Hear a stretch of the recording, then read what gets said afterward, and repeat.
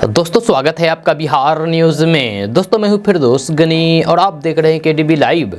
दोस्तों आज हो चुका है 26 जनवरी 2023। तो आज की बिहार की टॉप न्यूज़ लेकर आए हैं आपके लिए। और दोस्तों वीडियो शुरू करने से पहले आपको बता दें कि अगर आप नए आए हैं इस चैनल पर तो फिर चैनल को सब्सक्राइब करके बेल आइकन को प्रेस कर दीजिए। तो चलिए शुरू करते हैं आज की पूरे बिहार की टॉप न्यूज़। दोस्तों आज गणतंत्र दिवस है, तो आप सबको केडीबी लाइव की तरफ से रिपब्लिक डे की बहुत बहुत शुभकामनाएं एवं बधाइयाँ।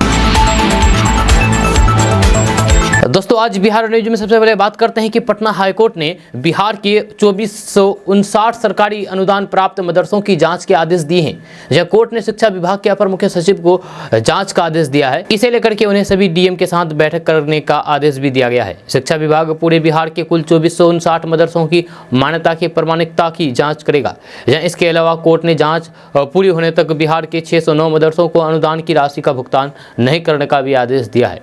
जाली दस्तावेज के आधार पर मदरसों को दी गई मान्यता पर दर्ज हुई प्राथमिकी पर डीजीपी को जांच के बाद पूरी जानकारी कोर्ट को देने का निर्देश दिया है। कुछ दिन पहले जानकारी सामने आई थी कि बिहार में खुलेआम फर्जी तरीके से मदरसे का संचालन किया जा रहा है, ये आरोप लगाया जा रहा है और सरकारी अनुदान उठाया जा रहा है, ये भी आरोप लगाया जा रहा है। जब पटना हाईकोर्ट ने इस पर नाराजगी जताते हुए 2459 मदरसों को रडार पर लिया है। दोस्तों बात करते हैं कि बिहार किसी न किसी वजह से सुर्खियों में बना रहता है। कभी अच्छे कामों को लेकर तो कभी इनकी तारीफ होती है, तो कभी बुरे कामों को लेकर के किरकिरी भी होती है।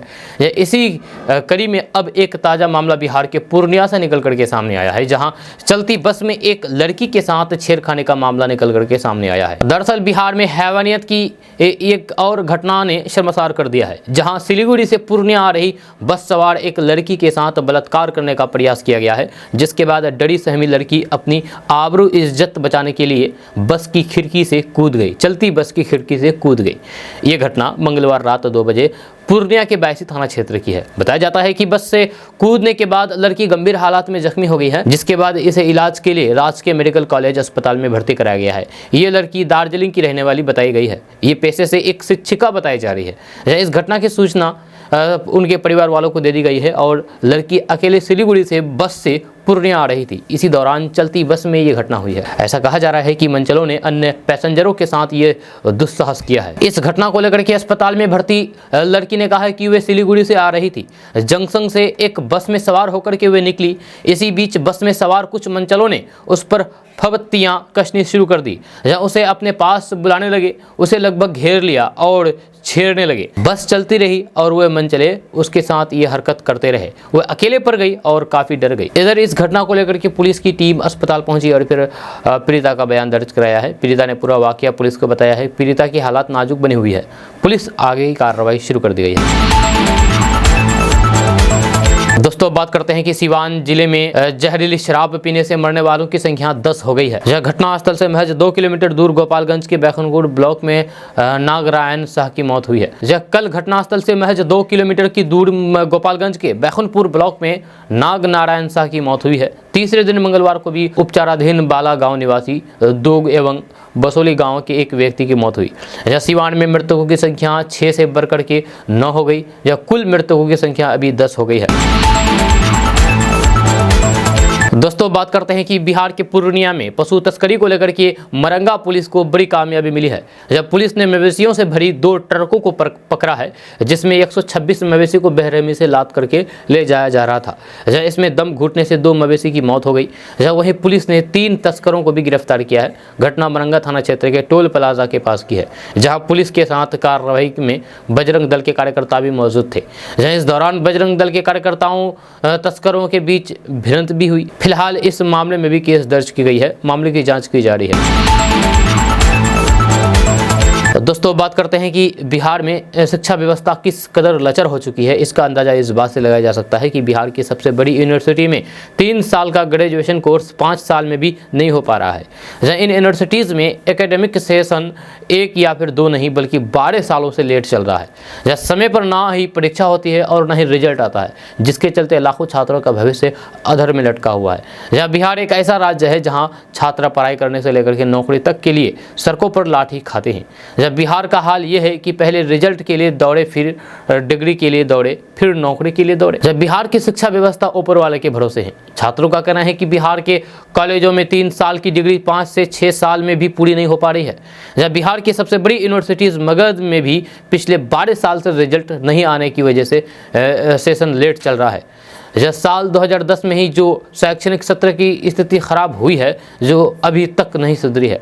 जहां ग्रेजुएशन करने में 3 साल, पोस्ट ग्रेजुएशन करने में 2 साल का वक्त लगता है, वहीं मगध यूनिवर्सिटी में लेट लतीफ़ी के कारण छात्रों को अपना कोर्स पूरा करने में सालों का वक्त लग रहा है। मगध यूनिवर्सिटी के नाराज छात्र अपने भविष्य को लेकर के चिंता है, मानसिक तनाव से गुजर रहे हैं। जी हाँ, बिहार के अलग अलग विश्वविद्यालयों में यानी कि अलग अलग यूनिवर्सिटीज़ में पढ़ाई कर रहे लाखों छात्रों की यही कहानी है। यह कहा जाता है कि छात्रों का प्रदेश देश का भविष्य टिका होता है, लेकिन बिहार की हर यूनिवर्सिटीज़ का यही हाल है। ये समस्या दशकों से चली आ रही है, बदस्तूर अब भी जारी है। इस समस्या की वजह से बिहार के कई विश्वविद्यालयों के स्टूडेंट का कहना है कि वे अपने लिए आगे की योजना बना ही नहीं पाते हैं। मुजफ्फरपुर के बाबा साहेब भीमराव अंबेडकर यूनिवर्सिटी का भी यही हाल है। छात्रों का कहना है कि जब भी सेशन लेट की शिकायत यूनिवर्सिटी से करते हैं तो फिर वही यूनिवर्सिटी के रजिस्ट्रार का कहना है कि सेशन को सुधारने की कोशिश की जा रही है, लेकिन सुधरती नहीं है। जब बिहार के हर यूनिवर्सिटी की यही कहानी है। पूर्णिया यूनिवर्सिटी अपने स्थापना काल से ही विवाद में रहा है। मधेपुरा के बीएन मंडल यूनिवर्सिटी से अलग करके पूर्णिया यूनिवर्सिटी बनाया गया था। जब सीमांचल के छात्रों को मधेपुरा जाकर के यूनिवर्सिटी में काम करने में काफ़ी कठिनाई का सामना करना पड़ता था, जिसे लेकर के लगातार उग्र आंदोलन किया गया। इसके बाद 18 मार्च 2018 को बिहार के मुख्यमंत्री नीतीश कुमार ने इस यूनिवर्सिटी का उद्घाटन करके सीमांचल के बच्चों को एक उम्मीद और आशा दिखाई। इसके बाद 18 मार्च 2018 को बिहार के मुख्यमंत्री नीतीश कुमार ने इस यूनिवर्सिटी का उद्घाटन करके सीमांचल के बच्चों को एक उम्मीद और आशा दिखाई दिया, पर यह सिर्फ एक दिखावा ही रह गया।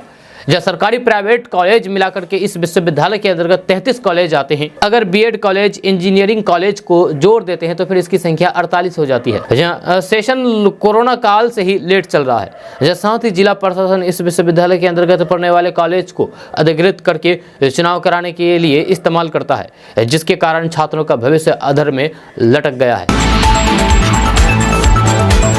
दोस्तों, बात करते हैं कि साउथ बिहार एवं north Bihar power distribution company ने बिहार विद्युत विनियामक आयोग को प्रस्ताव दिया है कि अधिक बिजली खर्च किए जाने पर उपभोक्ता को बिजली लोड स्वीकृत लोड से अधिक हो जाएगा। जब बिजली कंपनियों के सूत्रों के अनुसार आयोग को दिए गए प्रस्ताव के अनुसार यदि कोई उपभोक्ता लगातार 3 महीने तक स्वीकृत लोड को 105% से अधिक बिजली खर्च करेगा तो फिर उनका लोड पिछले 3 महीनों की औसत मांग के आधार पर खुद बढ़ जाएगा। ये प्रस्ताव सभी श्रेणी की है। जब बिजली कंपनी ने स्मार्ट प्रीपेड मीटर के मामले में स्वीकृत लोड से अधिक बिजली इस्तेमाल करने पर लगने वाली पेनल्टी में भी 3 महीने की छूट देने का प्रस्ताव दिया है। सूत्रों के अनुसार बिजली कंपनी ने गैर घरेलू श्रेणी में व्यावसायिक श्रेणी के उपभोक्ताओं से KWH की जगह KVAH आधारित टैरिफ लेने का प्रस्ताव दिया है। तो दोस्तों, बात करते हैं कि बीते मंगलवार को जिस तरीके से जदयू संसदीय बोर्ड के अध्यक्ष उपेंद्र कुशवाहा ने महागठबंधन सरकार को लेकर के सवाल उठाए हैं, राजद और जदयू के बीच हुए डील को लेकर के बात की है, उसके बाद यह तय माना जा रहा है कि उपेंद्र कुशवाहा जल्द ही जदयू को अलविदा कह सकते हैं। जी हाँ, जिस तरीके से उन्होंने नीतीश कुमार और जदयू को लेकर के अपनी भावनाएं जाहिर की है, उसके बाद राजनीति के जानकारों का कहना है कि ये सब अचानक नहीं है। उपेंद्र कुशवाहा ने अपने शिफ्टिंग का ऐसा प्लान तैयार किया है जिसमें वे पार्टी में अपनी छवि को भी बचाने में कामयाब हो जाएंगे। बीते मंगलवार को उपेंद्र कुशवाहा ने प्रेस कॉन्फ्रेंस में कई बार जदयू के कमजोर होने और फिर नीतीश कुमार के खिलाफ साजिश रचने की बात कही है। उपेंद्र कुशवाहा ये दिखाना चाहते थे कि वे अब भी नीतीश कुमार को अपना नेता मानते हैं और उनके सबसे बड़े शुभ चिंतक है। ऐसा करके वे पार्टी और नीतीश कुमार के साथ अपने रिश्तों को बेहतर रखना चाहते हैं। जब पार्टी से वे बाहर जाएंगे तो फिर अपनी मंशा भी पूरी कर लें और शहीद भी कहलाएं। जनता के बीच भी ये संदेश देना चाहते हैं कि पार्टी के हितों की बात करते हुए उन्होंने खुद को फना कर दिया। अब अगर उपेंद्र कुशवाहा जदयू को अलविदा कहते हैं तो फिर बीजेपी में उनके जाने का रास्ता खुल जाएंगे। इस बात की चर्चा उनकी दिल्ली एम्स में बीजेपी नेताओं के साथ हुई एक मुलाकात के बाद से ही शुरू हो गई थी। इस बीच पूर्व deputy CM Tarkishore Prasad BJP में उनके स्वागत की बात कह चुके हैं। इसी के बाद उपेंद्र कुशवाहा का मुख्यमंत्री नीतीश कुमार से सीधा सवाल बिहार की राजनीति में नई अटकलों को मजबूती दे रहा है। दोस्तों, जिस बात का डर था आखिर वही हुआ। ऐसा माना जा रहा था कि बॉलीवुड के मेगा सुपरस्टार शाहरुख खान की फिल्म पठान को रिलीज के दिन कोई बवाल ना हो, लेकिन बिहार में पठान की रिलीज के दिन तड़के यानी कि सुबह काफ़ी विरोध प्रदर्शन देखने को मिला, जहां बिहार के एक सिनेमाघर में पठान के कुछ आलोचकों ने फिल्म का पोस्टर फाड़ा और उसमें आग लगा दी। इस मौके का वीडियो भी अब सोशल मीडिया पर सामने आया है। आपको बता दूं कि शाहरुख खान की पठान फिल्म कल से ही सिनेमाघरों में रिलीज हो गई है। समाचार एजेंसी ANI ने 25 जनवरी सुबह अपनी ऑफिशियल ट्विटर हैंडल पर एक लेटेस्ट वीडियो शेयर किया है। इस वीडियो में यह साफ देखा जा सकता है कि कुछ लोग शाहरुख खान की फिल्म पठान के पोस्टर को फाड़ रहे हैं। इसके बाद उन आलोचकों ने इस पोस्टर में आग लगा दी है। दरअसल ये वीडियो बिहार के भागलपुर के एक सिनेमा हॉल का बताया जा रहा है, जहां शाहरुख खान की फिल्म पठान का जम करके विरोध किया गया है।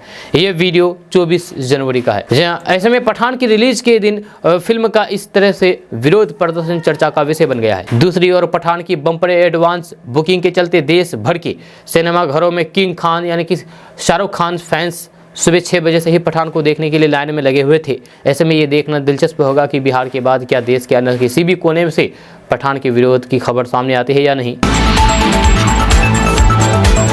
दोस्तों बात करते हैं कि वैशाली के राघोपुर विधानसभा क्षेत्र यानी कि अपने विधानसभा क्षेत्र पहुंचे बिहार के उप मुख्यमंत्री तेजस्वी यादव को मंच से ये कहना पड़ा कि इससे पहले हम ऑपोजिशन में थे, जब विपक्ष के नेता थे, अभी 4 महीने से सरकार में आए हैं तो फिर ध्यान रख रहे हैं। दरअसल तेजस्वी यादव के इस बयान के पीछे का कारण यह है कि राघोपुर पहुंचने के बाद स्थानीय लोगों ने खराब सड़क, बदहाल शिक्षा व्यवस्था सहित कई मुद्दों को लेकर के तेजस्वी यादव का जोरदार विरोध किया।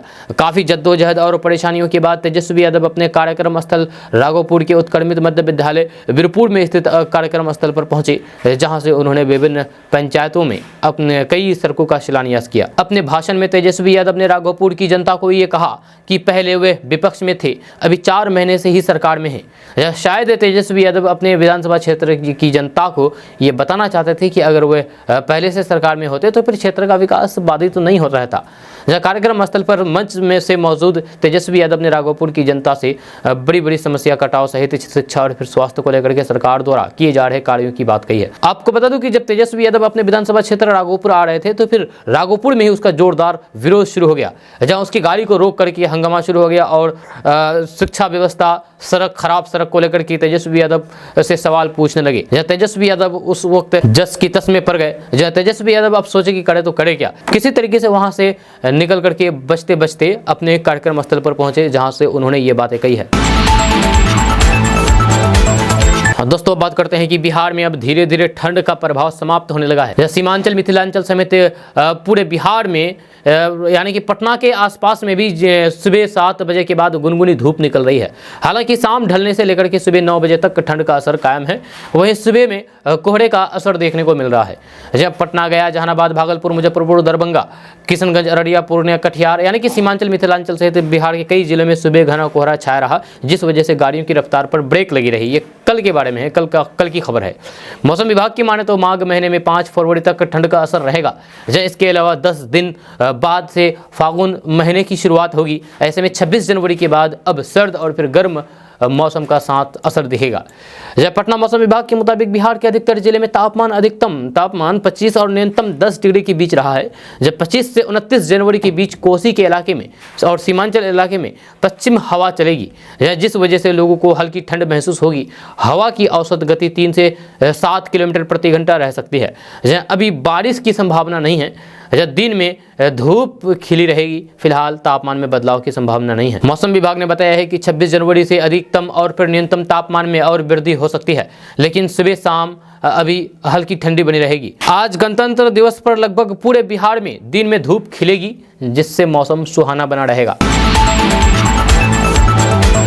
दोस्तों बात करते हैं कि बिहार के प्रमुख शहरों में 5G नेटवर्क शुरू होते ही साइबर फ्रॉड भी सक्रिय हो गए हैं। वे उपभोक्ताओं को 4G सिम को 5G में कन्वर्ट कराने का झांसा दे रहे हैं।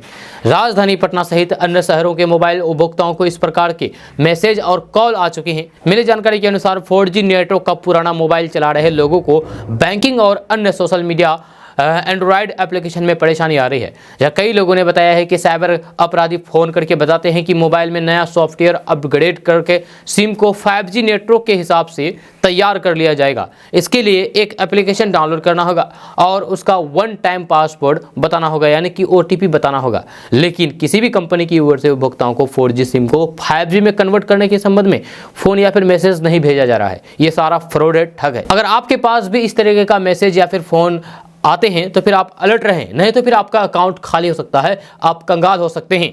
जी हाँ, आपको रोड पर ला सकता है, क्योंकि साइबर फ्रॉड अब ये नया तरीका निकाला है। या 4G सिम को 5G में कन्वर्ट करने के नाम पर लोगों से ठगी की जा रही है। आप इस ठगी से बचें। KDB लाइव आपको सतर्क करने की अपील करता है। जब मोबाइल सर्विस के जानकार संदीप कुमार श्रीवास्तव ने बताया है कि लोगों की अधूरी जानकारी का फायदा उठा करके साइबर गिरोह सक्रिय है, तो फिर उनके झांसे में ना आए। जब उनके अनुसार उपभोक्ताओं को 5G सर्विस का फायदा उठाने के लिए पुरानी सिम का ही इस्तेमाल करना होगा। जब मोबाइल धारक को केवल अपने स्मार्टफोन की सेटिंग में जाकर के 5G सर्विस का ऑप्शन ऑन करना होगा।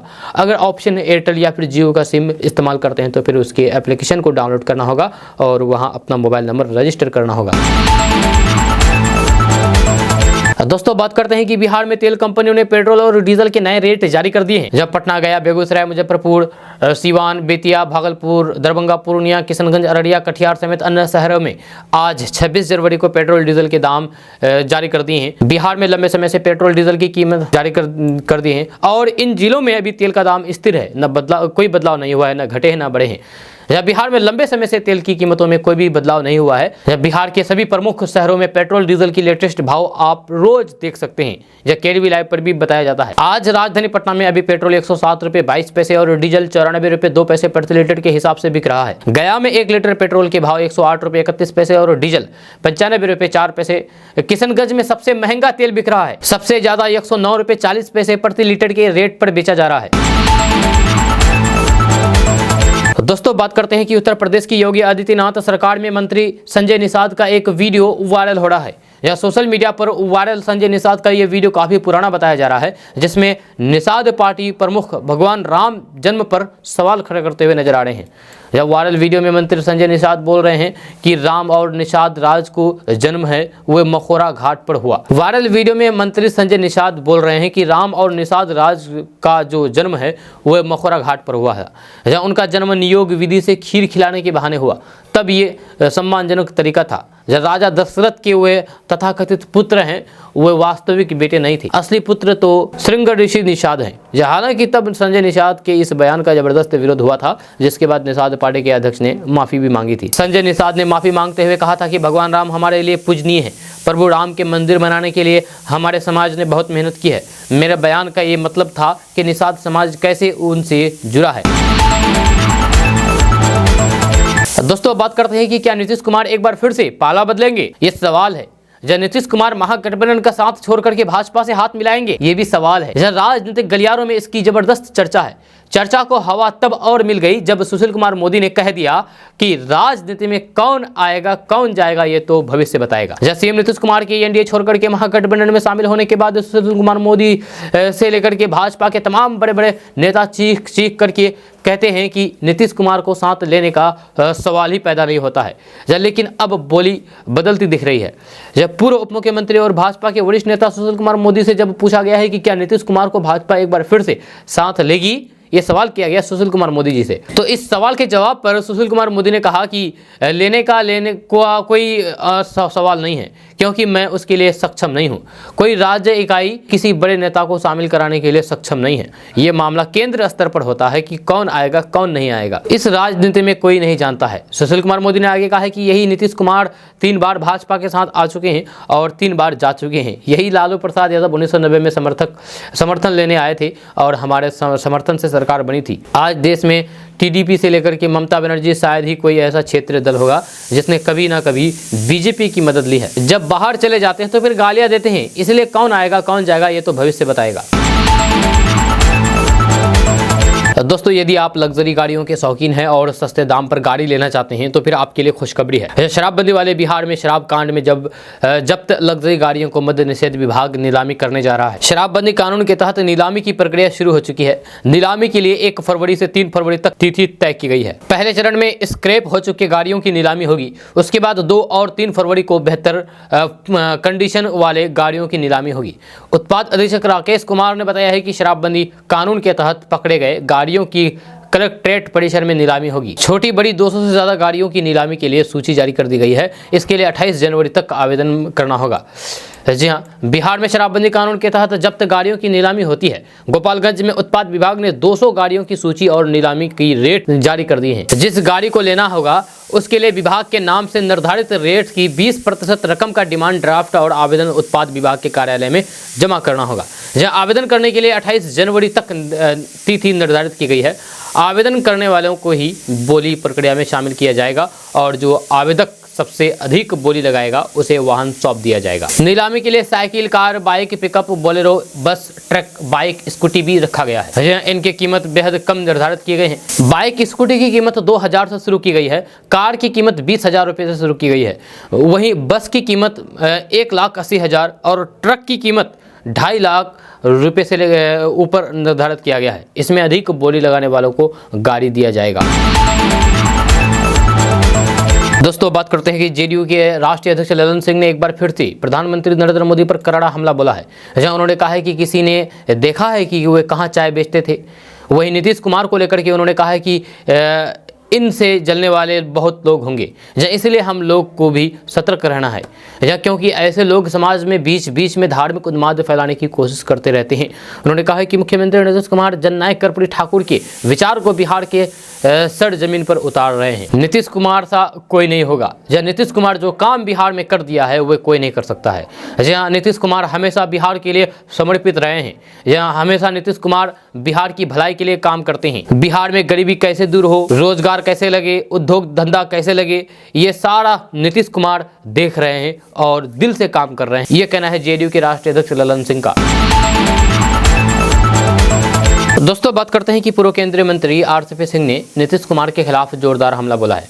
आरसीपी सिंह ने कहा है कि नीतीश के मंत्री अनाप शनाप बयानबाजी करके समाज को तोड़ने की बात कह रहे हैं। इसके बावजूद भी मुख्यमंत्री ने चुप्पी साध रखी है। दोस्तों, बात करते हैं कि बिहार के सरकारी अस्पतालों में अब आपातकालीन सेवा के लिए इमरजेंसी मेडिकल टीम का गठन होगा। साथ ही अस्पतालों में दूसरी पाली में भी निबंधन हुआ करेगा। शाम में चलने वाली ओपीडी को देखते हुए स्वास्थ्य विभाग ने यह निर्णय लिया है। जब विभाग के अपर मुख्य सचिव प्रत्यय अमृत की ओर से इस बात के आदेश जारी कर दिए गए हैं। ये आदेश तत्काल प्रभाव से लागू हो गया है।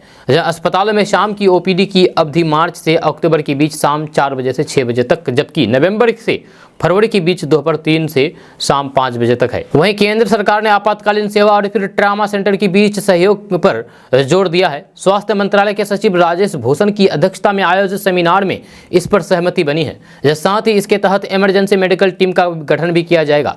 बिहार से इस सेमिनार में राज्य स्वास्थ्य समिति के एसपीओ डॉक्टर अभिषेक कुमार सिन्हा शामिल हुए। उन्होंने पंचायती राज प्रतिनिधि को इसमें जोड़ने की बात कही है। दोस्तों, बात करते हैं कि बिहार में बेहतर स्वास्थ्य सुविधाओं को लेकर साथ स्वास्थ्य विभाग और फिर मंत्री तेजस्वी यादव काफ़ी तेजी के साथ कार्य कर रहे हैं। इसी का परिणाम है कि बिहार के अंदर चल रहे सरकारी अस्पतालों में काफ़ी कुछ बदलाव भी देखने को मिला है। इसी कड़ी में अब एक और नया बदलाव राज्यवासियों को जल्द देखने को मिलेगा। दरअसल स्वास्थ्य विभाग के निर्णय के बाद अब बिहार के सरकारी अस्पतालों में दूसरे शिफ्ट के लिए अब अलग से रजिस्ट्रेशन शुरू किया जा रहा है। यानी कि बिहार के उन अस्पतालों में जहाँ शाम के समय डॉक्टर की सुविधा बहाल है, वहां अब शाम के समय मरीजों को ओपीडी में डॉक्टरों को इलाज करवाने के लिए अलग से रजिस्ट्रेशन करवाना होगा। ये नियम तत्काल प्रभाव से लागू कर दिया गया है। दोस्तों, बात करते हैं कि आपने सड़क पर ऐसी गाड़ियां देखी होगी जो अलग अलग रंगों की होती है। हालांकि अगर आपने कभी गौर किया होगा तो फिर स्कूल बसों का कलर सिर्फ पीले रंग का ही होता है। इसके पीछे की वजह आप नहीं जानते होंगे कि आखिर ऐसा क्यों है।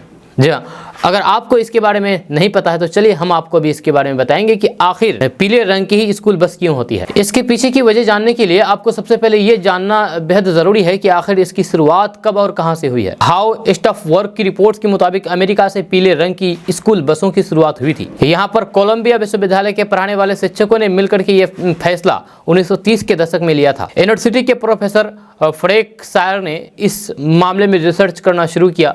स्कूल ट्रांसपोर्टेशन से जुड़े हुए रिसर्च में उन्होंने न्यूयॉर्क टाइम्स के एक इंटरव्यू में बताया है कि उस वक्त स्कूल की गाड़ियों के कोई कायदे कानून नहीं थे, जिसके बाद स्कूल के बच्चों की सुरक्षा के लिए मीटिंग बुलाई गई और फिर ये तय किया गया है कि आखिर बस का रंग कैसा होगा। तो इस बैठक में अमेरिका के highly educated teachers, transportation officers और फिर बसों को बनाने वाले इंजीनियर्स ने हिस्सा लिया। सभी ने मिलकर के ये तय किया है कि आखिर बस का रंग क्या होना चाहिए। मीटिंग में एक दीवार पर कई सारे रंग चस्पा किए गए और लोगों से किसी एक को सेलेक्ट करने के लिए कहा। यह सभी इस नतीजे पर पहुंचे कि पीला और फिर नारंगी रंग ज़्यादा विजिबल है। लोगों ने पीले रंग को चुना, जिसके बाद से स्कूल बसों का रंग पीले कलर का हो गया। तभी से लोग इसी रंग को फॉलो करते आ रहे हैं। दोस्तों, बात करते हैं कि कांग्रेस की भारत जोड़ो यात्रा का बिहार में तीसरा चरण फरवरी महीने से पहले सप्ताह से शुरू होने वाला है। जब बिहार की कांग्रेस की टीम ने 5 जनवरी से बांका से अपनी पहले चरण की यात्रा शुरू करके सीतामढ़ी में दूसरे चरण की यात्रा को समाप्त कर चुका है। इसके बाद अब अगले महीने तीसरे चरण शुरू हुआ है। जी हाँ, जानकारी के लिए आपको बता दें कि कांग्रेस की बिहार में भारत जोड़ो यात्रा बांका, भागलपुर, खगड़िया, बेगूसराय, समस्तीपुर, दरभंगा, मधुबनी और फिर सीतामढ़ी समेत 8 जिलों में करीब 300 किलोमीटर की यात्रा पूरी करके सीतामढ़ी के पुपरी में समाप्त हुई है। इसके बाद अब बिहार कांग्रेसों की भारत जोड़ो यात्रा पहले से तय शेड्यूल के मुताबिक सीतामढ़ी से अब मुजफ्फरपुर, वैशाली, पटना, कैमूर, सारण, औरंगाबाद, गया होते हुए बोध गया तक जाएगी। सबसे बड़ी बात यह है कि कांग्रेसियों की इस भारत जोड़ो यात्रा में अभी तक कोई भी बड़ा नेता शामिल नहीं हुआ है। आपको बता दूं कि बिहार में कांग्रेस की इस भारत जोड़ो यात्रा के दूसरे चरण की शुरुआत में लोक गायिका नेहा सिंह राठौर और भोजपुरी गायिका अनुपमा यादव का रंगारंग कार्यक्रम भी हुआ। जहां पर पार्टी के नेताओं की माने तो पहले चरण की यात्रा की तरह दूसरे चरण की यात्रा में लोगों के उत्साह में थोड़ी कमी नजर आई। अब तीसरे चरण की यात्रा जो फरवरी से शुरू होगी उस पर नेताओं की नज़र टिकी हुई है। दोस्तों, बात करते हैं कि सरस्वती की पूजा अर्चना 26 जनवरी यानी कि आज किया जाएगा।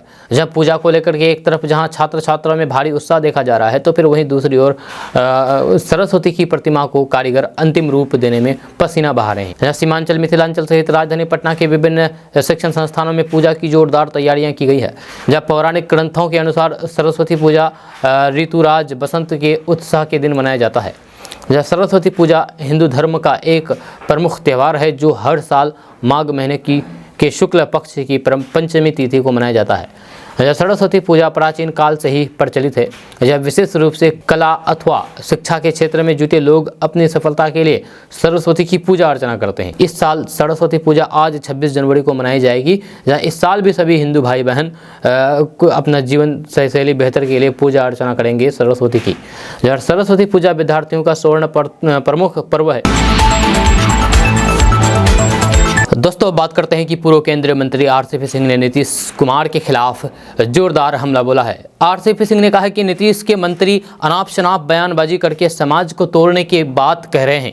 इसके बावजूद भी मुख्यमंत्री ने चुप्पी साध रखी है। रामचरितमानस को नफरत फैलाने वाला ग्रंथ बताने वाले शिक्षा मंत्री चंद्रशेखर के बयान को लेकर के आरसीपी सिंह ने नीतीश कुमार पर जम करके बरसे हैं। आरसीपी सिंह ने कहा है कि नीतीश कुमार सबसे पहले अपने मंत्रियों को बुला करके संविधान, सनातन धर्म, परंपरा, इन सब चीजों की जानकारी दें। मंत्री पद पर रहते हुए इस तरह की बयानबाजी करने से समाज में नफरत फैल रहा है। रामचरितमानस पर कैसे कोई टिप्पणी कर सकता है। दोस्तों, बात करते हैं कि शेखपुरा में अपराधियों ने पुलिस को चुनौती देते हुए हथियार के बल पर बैंक के कर्मचारी से 12.5 लाख रुपए लूट लिया और मौके से फरार हो गए। बताया जा रहा है कि कर्मचारी बैंक में पैसा जमा करने जा रहा था, तभी हथियारबंद अपराधियों ने उन्हें अपना निशाना बनाया। लूट की बड़ी वारदात को अंजाम देने के बाद अपराधी हथियार लहराते हुए फरार हो गए। इस घटना से इलाके में दहशत का माहौल है। घटना की सूचना मिलते ही मौके पर पहुंची पुलिस फिलहाल पूरे मामले की छानबीन में जुटी हुई है। वही भागलपुर के नवगछिया के NH 31 पर में स्थित बैंक ऑफ इंडिया में दिन दहाड़े लूट की घटना को अंजाम दिया गया है। करीब 5 की संख्या में आए अपराधियों ने वारदात को अंजाम दिया है। हथियार से लैस अपराधियों ने बैंक के सुरक्षाकर्मियों और फिर कर्मचारियों को बंधक बनाया और कैश काउंटर में रखे करीब 9 लाख रुपए लूट करके फरार हो गए। अपराधियों ने चेहरे पर मास्क लगा रखा था। दोस्तों, बात करते हैं कि गणतंत्र दिवस को लेकर के आज 26 जनवरी को पटना की ट्रैफिक व्यवस्था में बदलाव किया गया है। गणतंत्र दिवस के दिन आज गांधी मैदान और उसके आसपास के रास्ते आम गाड़ियों के लिए बंद कर दिए गए हैं। जी हाँ, सुबह 7 बजे से गणतंत्र दिवस समारोह के समाप्त होने तक इन सड़कों पर गाड़ी का परिचालन बंद रहेंगे। हालांकि इमरजेंसी सेवा से जुड़े गाड़ियों और फिर पास धारकों के लिए छूट रहेगी। दरअसल गणतंत्र दिवस समारोह को लेकर के ट्रैफिक पुलिस ने दिशा निर्देश जारी कर दिया है और इस दिन गांधी मैदान और उसके आसपास के इलाकों में वीवीआईपी और फिर वीआईपी का मूवमेंट होगा। ऐसे में सुरक्षा को देखते हुए यातायात पुलिस ने पटना की यातायात व्यवस्था में बदलाव किया है। दोस्तों, बात करते हैं कि बिहार में आयोजित प्रतियोगी परीक्षा का नाता अक्सर किसी न किसी विवादों से जुड़ा हुआ रहता है, जिसके कारण सरकार को काफ़ी फजीहत झेलनी पड़ रही है। जी हाँ, सरकारी महकमे से लेकर के अधिकारी तक के भी किरकिरी होती है। इसके अलावा आयोग की जो बदनामी होती है वो सो अलग, जिसके बाद अब आगामी परीक्षा को लेकर के बिहार लोक सेवा आयोग यानी कि बीपीएससी ने एक नया फरमान जारी किया है, नया निर्णय लिया है। अब कोई भी परीक्षार्थी नकल करते हुए पाए गए तो फिर वे आगामी 5 सालों तक परीक्षा नहीं दे पाएंगे। दरअसल बिहार लोक सेवा आयोग ने आगामी 12 फरवरी से शुरू होने वाली पीटी परीक्षा को लेकर के बड़ा फैसला किया है। आयोग ने निर्णय लिया है कि इस बार परीक्षा में नकल करते हुए या फिर किसी तरह के इलेक्ट्रॉनिक उपकरण का उपयोग करते हुए पकड़े गए अभ्यर्थी तो फिर 5 साल तक परीक्षा नहीं दे पाएंगे। उन्हें 5 साल तक परीक्षा देने से निलंबित कर दिया जाएगा। इसके अलावा परीक्षा के बारे में सोशल मीडिया पर पेपर के बारे में अफवाह फैलाने पर अभ्यर्थी को भी 3 साल तक के लिए परीक्षा देने पर रोक लगा दिया जाएगा। इस बात की जानकारी आयोग के सचिव ने दी है। यहाँ बिहार लोक सेवा आयोग के सचिव ने कहा है कि जिन अभ्यर्थियों को नकल करते हुए या फिर प्रश्न पत्र वायरल करते हुए पकड़ा जाएगा उनकी पूरी जानकारी इकट्ठा करके आयोग को भेजी जाएगी ताकि इन अभ्यर्थियों को दूसरे आयोग की परीक्षा में भी शामिल होने से रोका जा सके। इसके साथ ही साथ आयोग ने यह भी निर्णय लिया है कि बिना पहचान पत्र किसी छात्र को परीक्षा केंद्र में आने की अनुमति नहीं दी जाएगी। दोस्तों, बात करते हैं कि बिहार में जहरीली शराब की त्रासदी कम नहीं हो रही है। इसके बाद एक जिले में शराब से होने वाली मौतों का सिलसिला जारी है। जहां शराबबंदी के बावजूद भी बिहार में मौतें थमने का नाम नहीं ले रही है। हाल ही में सीवान में हुई 9 मौतों ने फिर से सत्ता और प्रशासन दोनों को हिला करके रख दिया। जब मंगलवार को नेता प्रतिपक्ष विजय कुमार सिन्हा सीवान के लकड़ी नबीगंज ओपी थाना क्षेत्र के बाला गांव पहुंचे। यहां उन्होंने पीड़ित परिवार वालों से मुलाकात की और सरकार और फिर सीएम नीतीश कुमार पर गंभीर आरोप लगाए हैं। जानकारी के मुताबिक विजय सिन्हा मंगलवार को सीवान के बाला गांव पहुंचे। ये गांव जहरीली शराब की त्रासदी का ताजा शिकार बना है। इस दौरान स्थानीय विधायक और फिर बीजेपी के नेता भी मौजूद रहे। पीड़ित और शोकाकुल परिवार वालों से मुलाकात करने के बाद विजय सिन्हा ने सीएम नीतीश कुमार और फिर बिहार सरकार पर निशाना साधा है। उन्होंने राजद और जदयू दोनों को आड़े हाथों लेते हुए कहा कि एक जाति को लेकर के नरसंहार करवाते थे तो फिर दूसरे शराब को लेकर के करवा रहे हैं। नेता प्रतिपक्ष विजय सिन्हा यहीं पर नहीं रुके। उन्होंने आगे कहा कि सीएम और डिप्टी सीएम दोनों को ही केवल सत्ता का लोभ है। इसी लोभ ने पूरे बिहार की जनता को अराजकता से घेर रखा है। लालू प्रसाद यादव जातीय जहर की लहर से जातीय नरसंहार कराते थे, अब ये जहरीली शराब का नरसंहार करा रहे हैं। जिन लोगों की भी जहरीली शराब पीने से मौत हुई है उनके परिवार वाले और फिर पीड़ित परिवार को मुआवजा मिलना चाहिए। दोस्तों, बात करते हैं कि बिहार बोर्ड के 10वीं 12वीं की परीक्षा को लेकर के अपने खास नियम है। वहीं पर सीबीएसई बोर्ड परीक्षा 2023 का शेड्यूल जारी हो चुका है और स्टूडेंट फिलहाल एडमिट कार्ड का इंतजार कर रहे हैं। 15 फरवरी 2023 से शुरू होने वाली सीबीएसई बोर्ड 10वीं और 12वीं की परीक्षा से जुड़ी सभी डिटेल्स cbse.gov.in पर चेक की जा सकती है। सीबीएसई बोर्ड 10वीं और फिर 12वीं की परीक्षा में नकल करने वाले स्टूडेंट के खिलाफ सख्त एक्शन लेने के पक्ष में है। सीबीएसई बोर्ड परीक्षा 2023 की तैयारी अच्छी तरीके से कर लें और परीक्षा केंद्र में इधर उधर देखना और परीक्षा केंद्र में इधर उधर देख करके अपना रिजल्ट ना बिगाड़ें। तो चलिए आपको बताते हैं कि सीबीएसई बोर्ड परीक्षा 2023 में चीटिंग करते हुए पकड़े जाने पर क्या क्या सजा मिलती है। अगर आप चीटिंग करते हुए पकड़े जाते हैं तो आपका पूरा साल बर्बाद हो सकता है। अगर किसी स्टूडेंट को एग्जाम में चीटिंग करते हुए पकड़ा जाता है तो फिर बोर्ड उसे उस साल एग्जाम देने के लिए अयोग्य करार दिया जा सकता है। इसका मतलब ये हुआ कि उस साल बोर्ड एग्जाम नहीं दे पाएगा। बोर्ड चाहे तो टीचर की शिकायत के बाद स्टूडेंट को 5 सालों तक परीक्षा में शामिल होने से प्रतिबंधित कर सकता है। अब आप अंदाजा लगा सकते हैं कि परीक्षा के ठीक से तैयारी न करने और फिर चीटिंग करने पर आपकी जिंदगी जिंदगी पर कितना असर पड़ सकता है। सीबीएसई बोर्ड परीक्षा में चीटिंग करने के गंभीर मामले को देखते हुए स्टूडेंट को जीवन भर के लिए बैन भी किया जा सकता है, यानी कि आप जीवन भर एग्जाम नहीं दे पाएंगे जी कभी भी। इसका मतलब यह हुआ कि वह स्टूडेंट कभी भी बोर्ड एग्जाम नहीं दे पाएगा। जी हाँ, बोर्ड एग्जाम के दौरान अगर कोई स्टूडेंट नकल करने की कोशिश करता है तो फिर इन्विजिलेटर उसकी आंसर शीट जमा कर सकता है, जहाँ इसके बदले में स्टूडेंट को नई सीट दी जाएगी जिस पर उसे फिर से सारे आंसर लिखने होंगे, जहाँ इसमें काफ़ी वक्त बर्बाद होगा। वहीं पर अगर आप चीटिंग करने का मामला ज़्यादा गंभीर पाया जाता है आपका, तो फिर एग्ज़ाम सेंटर से पुलिस को बुलाया जा सकता है। पुलिस चीटिंग के मामले की जाँच के लिए सबके बयान दर्ज करके उसे आगे की कार्रवाई के लिए बोर्ड की ऑफिस को भेज सकती है। वहीं पर बोर्ड परीक्षा के दौरान कुछ छात्र इन्विजिलेटर से बात करते हुए उन्हें आंसर बताने के लिए बहलाने की कोशिश करते हैं। ऐसी परिस्थिति में नियमों के आधार पर स्टूडेंट के खिलाफ कार्रवाई की जा सकती है। तो ऐसे में अगर आप एग्जाम देने वाले हैं सीबीएसई की, तो फिर आप इन बातों का अवश्य ध्यान रखें, नहीं तो फिर आपकी जिंदगी पर बहुत ही बुरा प्रभाव पड़ सकता है। दोस्तों, बिहार में मुख्यमंत्री कन्या विवाह योजना 2007 में शुरू किया गया। यह योजना का उद्देश्य है कि गरीब परिवार को विवाह के समय आर्थिक सहायता मिल सके। यह विवाह के निबंधन को प्रोत्साहित करना, कन्या शिक्षा को प्रोत्साहित करना एवं बाल विवाह को रोकना है। 2012 से अब तक कुल 14,88,326 लाभुकों को योजना का लाभ दिया जा चुका है, जिसमें वित्तीय वर्ष 2022-23 में अब तक 1,28,910 लाभुकों को योजना का लाभ दिया गया है, जहाँ कुल 64,45,50,000 व्यय किया गया है। समाज कल्याण विभाग के मुताबिक इस योजना में प्रखंड विकास पदाधिकारी को आवंटित किया जाता था, जब प्रखंड स्तर से ही लाभुकों को भुगतान किया जाता था। लेकिन 2012 से इस योजना में आवेदन आरटीपीएस के माध्यम से किया जाने लगा है, लेकिन भुगतान में देरी एवं भुगतान से संबंधित अन्य समस्याओं को देखते हुए 2019 से योजना को ई सुविधा पोर्टल पर डीबीटी के माध्यम से भुगतान किया जाता है। जब कोरोना के कारण ई पोर्टल पर अपलोड करने में देरी हुई, ऐसे में आरटीपीएस काउंटर पर प्राप्त आवेदन को प्रखंड स्तर से ई सुविधा पोर्टल पर अपलोड करा करके स्वीकृत किया जा रहा है, ताकि लाभुकों को इसका लाभ नियमित रूप से मिलता रहे। दोस्तों, बात करते हैं कि देश एक एक कदम 2024 के लोकसभा चुनाव की ओर बढ़ रहा है। जब बिहार के मुख्यमंत्री नीतीश कुमार मिशन 2024 पर है और विपक्षी एकता के लिए सब कुछ कर रहे हैं। बीजेपी को केंद्र की सत्ता से बाहर करने का सपना संजोए नीतीश कुमार देश यात्रा पर निकलने वाले हैं। इधर बिहार में जाति आधारित गणना भी शुरू हो गई है। इन सब के बीच नीतीश कुमार का महाराणा प्रताप प्रेम अचानक से ऐसा जाग गया कि उनकी जीवन शैली को कोर्स में शामिल करने के साथ साथ घर किताब पहुंचाने का संकल्प लिया है। नीतीश कुमार ने कहा है कि महाराणा प्रताप की जीवन शैली स्कूलों में भी बच्चों को पढ़ाई जाएगी, उनके बारे में जानकारी दी जाएगी, ताकि पता चले कि महाराणा प्रताप कौन थे और फिर उन्होंने देश को क्या क्या दिया। मुख्यमंत्री नीतीश कुमार ने जदयू कार्यकर्ताओं से भी आह्वान किया है कि महाराणा प्रताप ने जो कार्य किए हैं, उन्होंने जो देशभक्ति तथा वीरता के आदर्श स्थापित किए हैं, उसे किताब की शक्ल में छपवा करके घर घर पहुंचा दें, ताकि नई पीढ़ी के लोग उनके बारे में और बेहतर ढंग से जान समझ सके। ठीक वैसे ही जैसे कि हम लोगों ने बापू के बारे में किताब छपवा करके पहुंचाया है। सीएम नीतीश कुमार ने कहा है कि भ्रम नहीं पैदा करना चाहिए कि उनका संबंध किसी एक जाति से था। महाराणा प्रताप समाज के हर तबके को साथ लेकर के चलते थे। समाज का हर तबका उनसे जुड़ा हुआ था। जहाँ भामाशाह ने उन्हें काफ़ी मदद की थी, वे जैन धर्म के मानने वाले थे। हम लोग यहाँ जैन धर्म के लोगों को भी इज्जत देते हैं, यह ख्याल रखते हैं। महाराणा की भूमिका को भुलाया नहीं जा सकता है। उन्होंने वीरता की विशिष्ट छाप छोड़ी है।